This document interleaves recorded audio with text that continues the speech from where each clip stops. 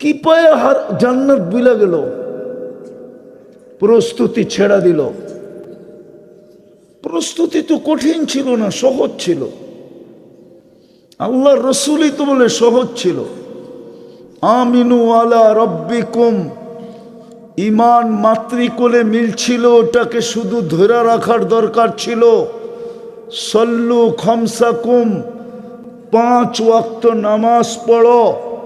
সুমু শাহরাকুম, রমজানের রোজা রাখো।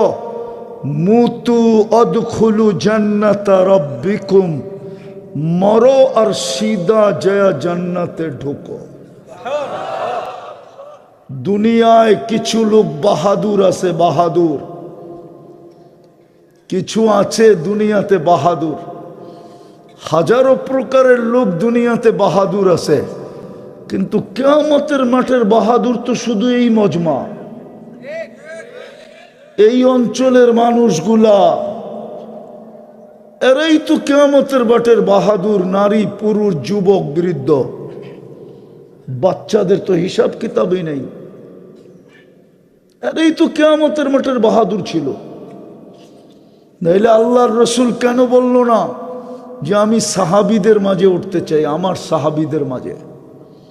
কেন বলল না আমি গৌস কুতুবদের মাঝে উঠতে চাই?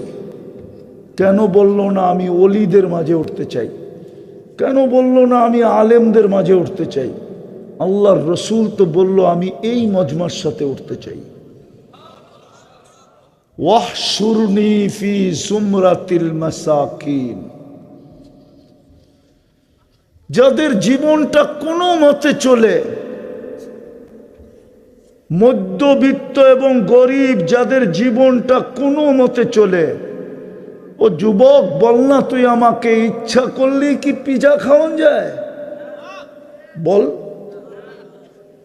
বার্গার, গ্রিল, সিরিল, কাচ্চি, ফাস্টফুড, কেননা খাইব কোত্থেকে? যাবে, টাকা তো থাকতে হবে। ইচ্ছা করলেই তো হয় না, ঠিক না? এই মজমাই তো কিয়ামতের মাঠের বাহাদুর ছিল। আমি হাদিস দিতেছি, হাদিস। আল্লাহর রসুল এদের মাঝে উঠতে চাইছিল, এই সাদা সিধা মানুষগুলার মাঝে উঠতে চাইছিল। নাইলে কেন বলবেন অহশুরনি ফি জুমরাতিল মাসাকিন? আল্লাহ আমি সাধারণ মানুষের ভিতরে উঠতে চাই, কেননা এরা কিয়ামতের মাঠের বাহাদুর।